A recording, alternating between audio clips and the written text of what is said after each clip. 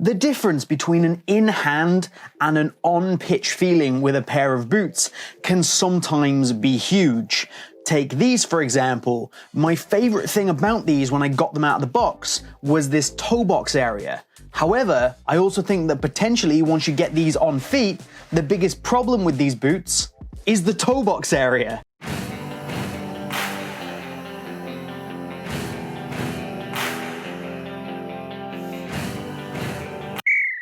What's up guys, I'm James and welcome to BootWizard Boot Reviews. Today we are going to be looking at the Mercurial Vapor 14 Academy. So this is the third tier takedown model in the brand new Mercurial range. It is an update from what you got previously, and straight off the bat, I do think this is an improvement from the 13 Academy. This is pretty much the lowest price point Nike Mercurial boot that I would recommend anyone even considering.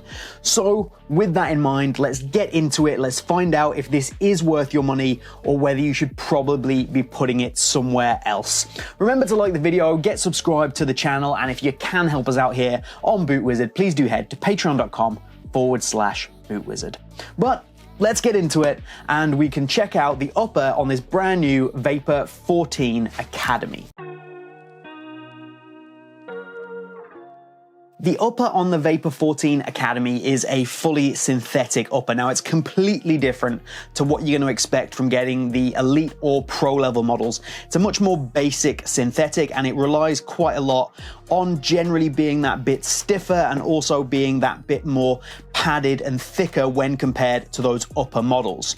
The difference is actually in the toe box here, where when I got these out of the box, I was like, oh my word, that is a really soft, a really nice synthetic. Now that's not the same all the way through the boot. This is a bit stiffer because you need that extra structure and that extra lockdown keeps the boot responsive through this midfoot area. It's not bad, but it's nothing particularly fantastic. But the toe box area, I'm like, oh my word, this on a takedown boot is actually excellent. Then I put them on my feet, and you know what? It doesn't feel particularly bad, but because of the softness of this toe box and the fact that there is very little in the way of structure, it's literally purely relying on the liner. The creases, the bumps, what you get in here just doesn't make sense. It just doesn't fit correctly because there is no shape, there is no structure. They need to just inbuild something here that's going to stop this from kind of bending in and giving me big divots in the toe box. Now, this isn't a huge deal when you are kind of playing. You're not really going to feel it too much with your touch on the ball, but there's definitely an element where if this gets into a position where it fits poorly or fits poorly enough, it is going to feel that bit more uncomfortable just rubbing against your foot. So in short, it's a super nice, super soft synthetic that actually gives you a nice touch on the ball, but there's just not enough structure here to make it logical, and you can see that as soon as you get them on feet. The rest of the upper, as I said, is a thicker version of that synthetic, more structure, more lining, and it does what it's supposed to do. It holds the shape. It gives you a decent amount of responsiveness for a boot at this price point. Same with the lockdown, but it's nothing particularly special.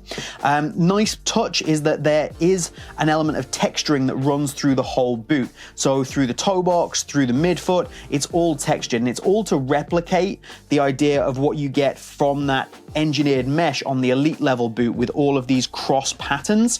It's nothing like that. This is purely visual, but it does mean that the boot isn't overly slick, which is sometimes a problem you can get with boots at this Academy level or kind of 0.3 price point. So that's a nice little thing that they have added. Of course, you do just get a standard tongue construction here. So this is not a one-piece upper, which does mean that the boot doesn't fit quite so, it's not quite as form-fitting, and it doesn't wrap around your foot, and the fit isn't quite as close as what you're likely to get from one of those higher end models, but you are paying a lot less money here. The tongue material itself is fine. It's not overly thin, and it wraps around into the boot enough to kind of prevent any lace bite or any tongue bunching up, which is good. It is joined down the bottom of the boot here, similar to what you might expect from an older style Vapor, where it's not just one tongue that can be removed, it is actually attached down in this lower third section of the boot. Doesn't do a huge amount, but you know, it does keep the tongue in place a little bit better. And on the whole, for an academy level boot, this construction isn't a problem. It doesn't really cause any problems. And you know what? I'm sure there's a lot of people out there that wished a Vapor, a standard elite level Vapor, would actually still have this construction. It's just not as premium. The liner through the front 2/3 of the boot is actually quite nice. It's a fairly soft material. It's not as premium as those synthetic suedes. It's more of a brushed cotton, but it is actually quite nice, and it makes the boot feel that little bit more comfortable. Through the heel area, you've got nothing of the sort. This is a synthetic leather is what it actually feels like, and it can definitely be a little bit slick, even with those perforations for breathability. But on the whole, it's what you would expect of a boot at this level, and the heel counter is actually fairly good. We will get into that more when we talk about the fit and comfort a little bit later in the video.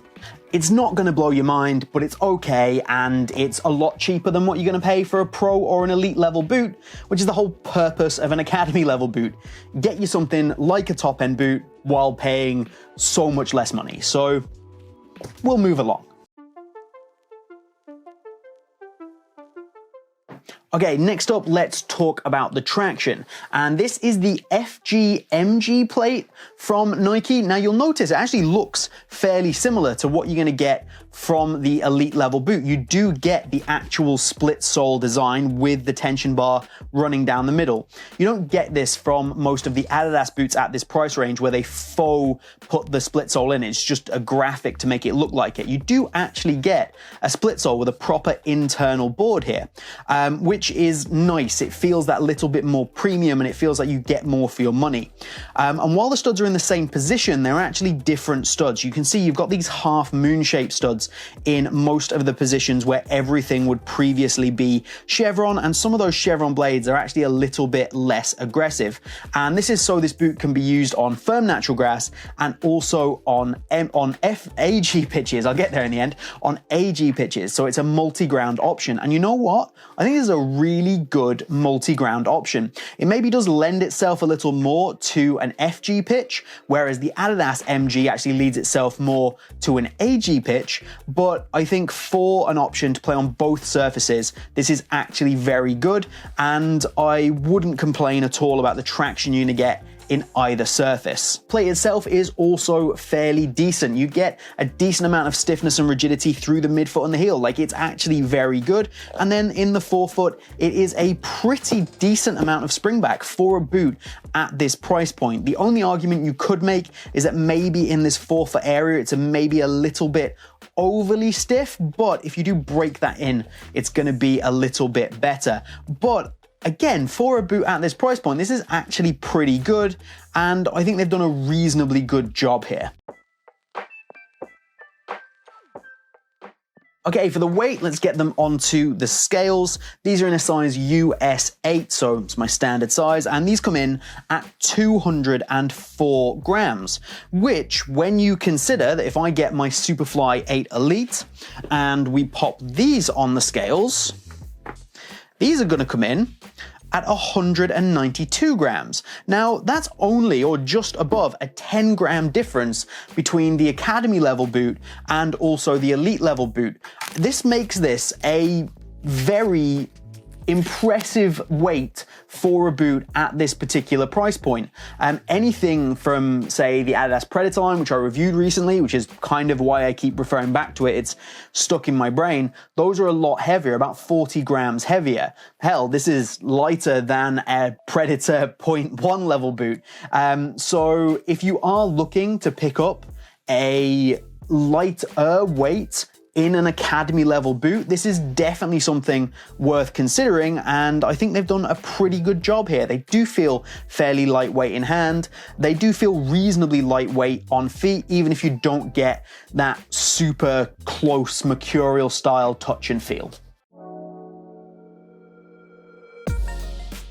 Okay, value. This is kind of a critical point for any boots in this Academy or 0.3 range, because obviously if you're picking these up, it's people who are on more of a budget. And these come in at 80 euros. So it's in comparison with any Adidas 0.3 model that isn't laceless.